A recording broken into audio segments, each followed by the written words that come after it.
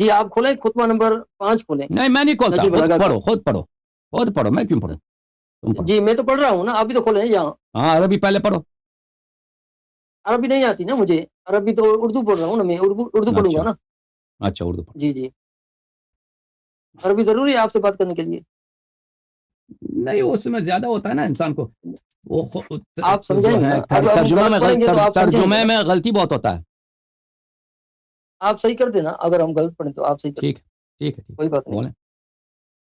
حضرت ابو سفیان اور حضرت عباس بن عبد المطلب نے جب حضرت علی المرتضیٰ کی بیعت کرنی چاہیے کہ ہم آپ کو خلیفہ تسلیم کرتے ہیں, حضرت ابوبکر صدیق کو خلیفہ تسلیم نہیں کرتے, تو مولا علی نے کیا فرمایا, اے لوگوں فتنہ و فساد کی موجوں کو نجات کی کشتیوں سے چیر کر اپنے کو نکال کر لے جاؤ.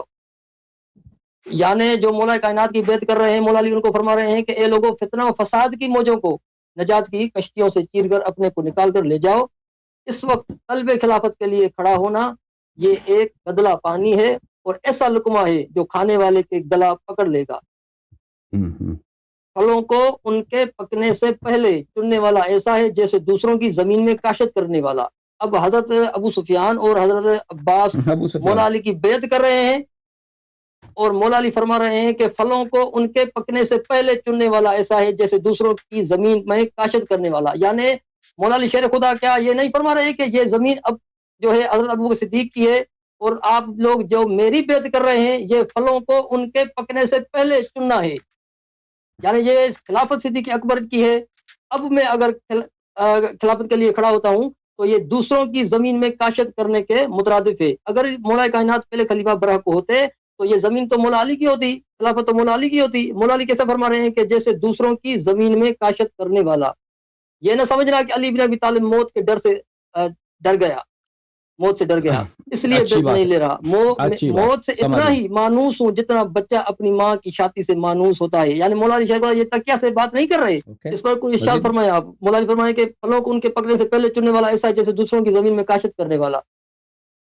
اچھی بات ہے. دیکھیں ہمارے نزدیک جو ہے ہمارے مذہب کے متواترات میں, احادیث میں اور امیر المؤمنین علیہ السلام کے نہج البلاغہ کے خطبات میں جو بات طے شدہ ہے, جس بات اب جو خطبہ آپ نے پڑھا ہے میں نے وہ دیکھا بھی, جو بات طے شدہ اس کی کوئی سند وغیرہ تو ہے نہیں. آپ کی خدمت میں عرض کروں جو بات طے شدہ ہے وہ یہ ہے کہ ابو سفیان کبھی بھی مسلمان نہیں ہوا, وہ ہمیشہ کافر ہی رہا.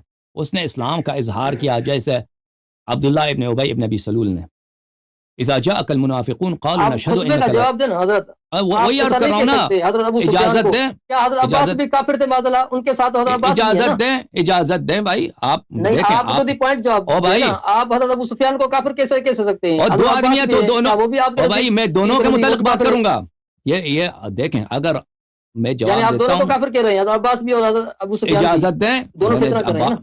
جناب عباس کو نہیں کہا ہے, میں نے ابو سفیان کے متعلق بات کی ہے, میں جواب دوں گا. آپ مجھے جواب دونوں پھیلا رہے ہیں نا آپ کے مطابق. او بھائی بات سنیں ایک منٹ کے لیے, پہلی بات میری سن لیں. اگر پسند نہیں آیا اس وقت کہہ دیں, کامل ہونے دیں بات کو. یہاں پہ دو افراد ہیں, ایک ابو سفیان ہے, ایک ابو سفیان ہے, ایک عباس ہیں. اب آپ خاموش رہیے, میں بالکل غلط جواب دوں گا, بالکل باطل جواب. لیکن آپ سنیے پھر کہہ دیں کہ باطل ہے. بھائی میں نہیں کہتا میں صحیح جواب دے رہا ہوں, میں غلط جواب دوں گا. آپ دوسری طرف جا رہے ہیں. او بھائی میری مرضی, میں جس طرف جاؤں جس طرح جواب دوں میری مرضی ہے. اگر میں غلط کہہ دوں تو جواب دینے کے بعد آپ کہہ دیں آپ کا جواب غلط ہے. اس طرح نہیں ہے کہ آپ پھر شروع ہو گئے. ایسا نہیں کہہ سکتے آپ. او بھائی آپ کو لاسٹ چانس دیتا ہوں, اس کے بعد میں کاٹ دوں گا فون. ایک دفعہ مزید میری بات کو آپ نے کاٹا, یہ نہایت بدتمیزی ہے, نہایت بدتمیزی ہے. مجھے جواب نہیں دینے دیتے. میں پہلے ابو سفیان کے متعلق بات کروں گا, پھر میں عباس کے متعلق بات کروں گا, پھر اگر میں نے غلط بات کی تو آپ کہہ دیں کہ آپ کا یہ جملہ غلط تھا. بھائی لوگ بھی دیکھ رہے ہیں, وہ بھی اندازہ لگائیں گے. یہاں پہ پاگل نہیں بیٹھے, یہ پروگرام دیکھ رہے ہیں, یہ ان لوگوں کے پاس عقل ہے. اگر میں کوئی غلط بات کہتا ہوں تو ان کو پتہ چل جائے گا کہ میں نے غلط کی ہے, تو آپ کہہ دیں, ان کو بتائیں کہ ان کا یہ جملہ غلط ہے. لیکن مجھے کہنے دیں پہلے, جواب میں اپنی مرضی سے دوں گا, اپنے علم کے مطابق دوں گا, جو مجھے آتا ہے وہی دوں گا. اگر آپ کے نزدیک غلط ہے تو پہلے سن لیجئے, مجھے کامل کرنے دیں, اس کے بعد مجھے میری بات نہ کاٹیے. اچھا تو میں کیا عرض کر رہا تھا, ہمارے مذہب کے متواترات میں خطبے میں یہ ہے, اس کی بغیر سند کے, کہ عباس اور ابو سفیان انہوں نے کیا کیا. عباس اور ابو سفیان لما قبض رسول اللہ صلی اللہ علیہ وآلہ وخاطبه العباس ابو سفیان ابن حرب ان تبايع له بالخلافہ. جب رسول اللہ صلی اللہ علیہ وسلم کی وفات ہو گئی ہے اور عباس اور ابو سفیان نے ان سے پیشکش کی ہے کہ ان کے ساتھ خلافت کے لیے بیعت کریں، خلافت کے لیے بیعت کریں. یہ انہوں نے کہا ہے کہ اس میں لکھا ہے کہ مثلا میں 4000 سولجر لا دوں گا. یہ اس کتاب میں نہیں ہے، یہ نہج البلاغہ میں نہیں ہے. انہوں نے اپنے کسی اور مصدر سے انہوں نے اضافہ کیا ہے محترم سوال کرنے والے شخص نے.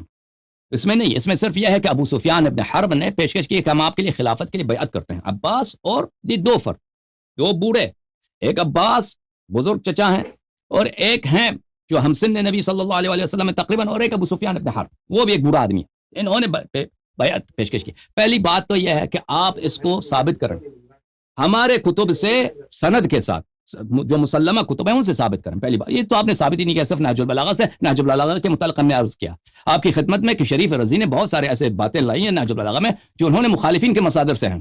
ان کے کتب میں نے دکھا ایسے، اپنے کتب میں جناب شریف رضی نے ایسے احادیث لائے ہیں جو بالکل شیعہ مذہب کے خلاف ہیں، کیونکہ وہ محدث نہیں تھے. بہرحال اب ابو سفیان جو ہمارے مذہب میں مسلمات میں سے کہ یہ کبھی مسلمان ہوا ہی نہیں تھا، جیسے عبداللہ ابن ابی ابن سلول کبھی مسلمان نہیں ہوا تھا لیکن اسلام کا اظہار کیا تھا. اذا جاءك المنافقون قالوا نشهد انك لرسول الله والله يعلم انك لرسوله والله يشهد المنافقين والله يشهد ان المنافقين لكاذبون. صلی اللہ علی نبینا وعلی عترتہ. جب منافق آپ کے پاس آتے ہیں وہ شہادت دیتے ہیں کہ نشهد انك لرسول الله، شہادت دیتے ہیں آپ اللہ کے رسول ہیں. اللہ جانتا ہے کہ آپ اللہ کے رسول ہیں، لیکن یہ منافق جھوٹے ہیں، یہ جھوٹ کہہ رہے ہیں کہ یہ کوئی شہادت نہیں دے رہے، ان کا عقیدہ یہ نہیں ہے. تو ابو سفیان کی یہ منزلت ہے کہ یہ ایک منافق آدمی تھا، دشمن تھا. اور بالخصوص کیونکہ اس کے بیٹے کو، اس کے خاندان کے ابو سفیان کا بیٹا، ہند کا بیٹا اور معاویہ کا بڑا بھائی اور ابو سفیان کا سسر اور اس کے بہت سارے خاندان، امیر المومنین علیہ السلام نے خود ان کو قتل کیے تھے، خود ان کو قتل کیے تھے وہاں پر جنگ بدر میں. میں آپ کو ایک خطبہ دکھاتا ہوں نہج البلاغہ کا. تو اس لیے یہ کبھی دوست نہیں ہو سکتا تھا، اور امیر المومنین علیہ السلام کو پتا ہے کہ یہ کبھی میرے ساتھ یہ مخلص نہیں ہوگا. یہ ملاحظہ فرمائیے عزیزو، یہ کتاب ہے نہج البلاغہ، نہج البلاغہ شریفہ مقدسہ، نہج البلاغہ ترجمہ شرح نہج البلاغہ، چھاپ قوم، پرانا چھاپ ہے. اچھا، صفحہ نمبر 756 میں یہ ہے، یہ معاویہ کو خط ہے، خط نمبر 10 میں. یہاں پہ فرمایا بلی فَأَنَا أَبُو حَسَنٍ قَاتِلُ جَدِّكَ وَأَخَاكَ وَخَالِكَ وَأَخِيكَ. میں وہی ابو الحسن ہوں، میں وہی ابو الحسن ہوں، معاویہ سے فرما رہے ہیں، میں وہی ابو الحسن ہوں سلام اللہ علیہما جو تیرے جد کا، تیرے نانا کا قاتل ہے، وخالک اور تیرے ماموں کا قاتل ہے، اور تیرے بھائی کا قاتل ہے. شدخ بولتے ہیں کسی ایسی چیز کو توڑنا جو اندر سے وہ کوکڑا ہو، ایسی چیز جو اندر سے خالی ہو، یعنی ایسا مار دینا کہ وہ بالکل دو ٹکڑے ہو جائیں، نابود ہو جائے. میں نے اس طرح ان کو قتل کیا تھا، تیرے بھائی، تیرے نانا کو اور تیرے جد کو. اچھا، شدخن یوم بدر، جنگ بدر میں، وذالک السیف معی، وہی تلوار ابھی میرے پاس ہے. وبذالک القلب القى عدوی، اسی دل کے ساتھ، اسی شجاعت کے ساتھ آج میں بھی دشمن کا اسی دل کے ساتھ سامنا کرتا ہوں، وہی تلوار میرے ساتھ. ما استبدلت دینا ولا استحدثت نبیا، میں نے اپنی دین تغییر نہیں دیا. یہ آپ کو پتہ ہے کہ ادب میں ایک بہت وسیع باب ہے تعریف، یعنی کنایہ سے بات کرنا. میں نے اپنی دین تبدیل نہیں کیا، یعنی جنگ بدر میں تو نے اپنی، اس وقت تو کافر تھا، تو تم نے پھر اپنی دین تبدیل کیا. ولا استحدثت نبیا، میں نے اپنا نبی نہیں بنایا جدید. وَإِنِّي لَعَلَى الْمِنْهَاجِ الَّذِي تَرَكْتُمُوهُ طَاعِعِينَ وَدَخَلْتُمْ فِيهِ مُكْرَمِينَ. یہ کلمات امیر المؤمنین علیہ السلام کے صریح ہے کہ معاویہ اور ابو سفیان ہمیشہ کافر تھے، کبھی مسلمان ہوئے نہیں. ملاحظہ کرو، میں اسی راستے پر ہوں کہ جو تم نے اس کو شوق سے چھوڑ دیا ہے. میں اسی دین اسلام پر ہوں جس کو تم نے شوق سے چھوڑ دیا ہے، اور اس میں تم داخل ہو گئے تھے زبردستی. اسی دین اسلام میں جس میں تم زبردستی داخل ہو گئے تھے اور شوق سے چھوڑ دیا، میں بھی اسی دین پر ہوں.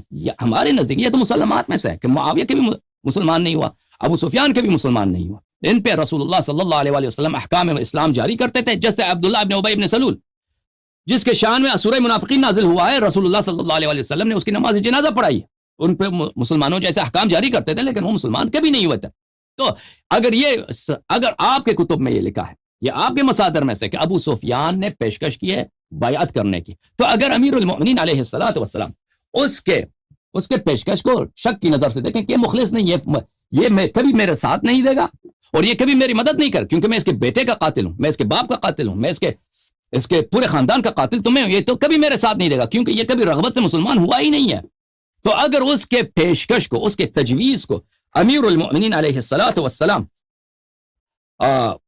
سیریس نہ لے، اس کو ٹکرا دے، تو اس میں کوئی تعجب کی بات ہی نہیں ہے۔ لیکن یہ پیشکش کہ ابو سفیان نے ایسا پیشکش کیا ہمارے کتب میں ہے ہی نہیں ہے، یہ آپ کا جملہ ہے۔ اچھا، دوسری بات، جہاں تک حضرت عباس کا تعلق، جناب عباس کا تعلق ہے، عباس ابن عبد المطلب جو چچا ہیں ہمارے نبی کریم صلی اللہ علیہ وآلہ وسلم، میں اس کے متعلق آپ کی خدمت میں یہ روایت دکھانا چاہتا ہوں۔ یہ کافی شریف میں روضہ میں یہ روایت ملاحظہ فرمائیے کہ عباس کے متعلق کیا فرماتے ہیں۔ یہ کتاب ہے، کتاب الروضہ من الکافی، ملاحظہ فرمائے، الروضہ من الکافی، جلد نمبر 8، چھاپ دار الکتب الاسلامیہ۔ یہاں پر صفحہ نمبر 189 میں حدیث نمبر یہ ہے 216، کننا عند ابی جعفر علیہ السلام، ہم حضرت امام باقر علوم النبی علیہ السلام کے پاس تھے، ہمارے گفتگو چل رہی تھی اس کے بات پر کہ نبی صلی اللہ علیہ وآلہ وسلم کے بعد کیا واقعات پیش آئے، اور انہوں نے کس طرح امیر المؤمنین علیہ السلام کو تنہا چھوڑ دیا، اکیلے چھوڑ دیا لوگوں نے۔ فقال رجل من القوم اصلحك الله فأين كان عز بني هاشم وما كانوا فيه من العدد، ایک شخص نے حضرت امام باقر علیہ السلام سے استفسار کیا کہ اس زمانے میں جب امیر المؤمنین علیہ السلام تنہا رہ گئے تھے تو بنی ہاشم کہاں تھے، بنی ہاشم کی عدد زیادہ، بنی ہاشم کی قوت زیادہ، یہ لوگ کہاں تھے؟ فقال ابو جعفر ومن كان بقي من بني ہاشم، تو حضرت امام باقر علوم النبی علیہ السلام نے فرمایا بنی ہاشم میں تھے کون بچا تھا بنی ہاشم میں سے؟ حقیقی بات بھی یہی ہے، مختلف جنگوں میں دیکھیں بنی ہاشم میں سے کس نے رسول اللہ صلی اللہ علیہ وسلم کا ساتھ دیا تھا؟ بنی ہاشم میں سے حضرت ابو طالب علیہ السلام تھے، مکے میں وفات ہو گئی، ٹھیک ہے نا، حضرت جعفر طیار تھے، شہید ہو گئے، اور کون تھے بھائی؟ حضرت حمزہ تھے، شہید ہو گئے، امیر المؤمنین علیہ السلام تھے، اور کسی نے بنی ہاشم میں سے ساتھ نہیں دیا تھا رسول اللہ صلی اللہ علیہ وسلم کے، اور اس کے علاوہ بنی ہاشم میں اور رجال بھی نہیں تھے۔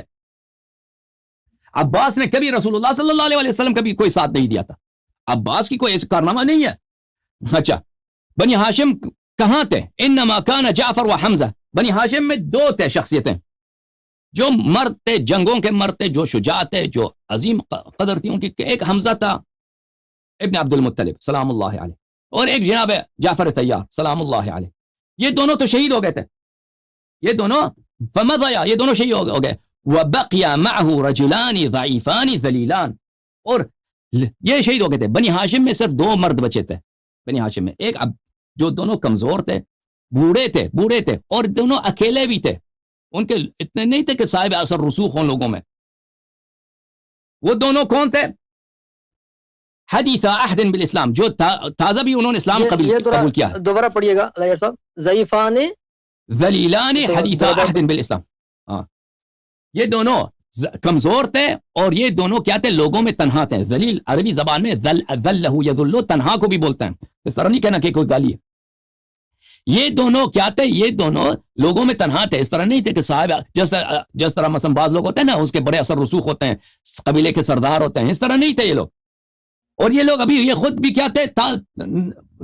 ان کا تازہ انہوں نے اسلام قبول کیا تھا، کوئی اسلام میں پرانے بھی نہیں تھے۔ عباس بن واقد وكان من الطلقاء، اور یہ دونوں طلقاء فتح مکہ میں مسلمان ہوئے تھے۔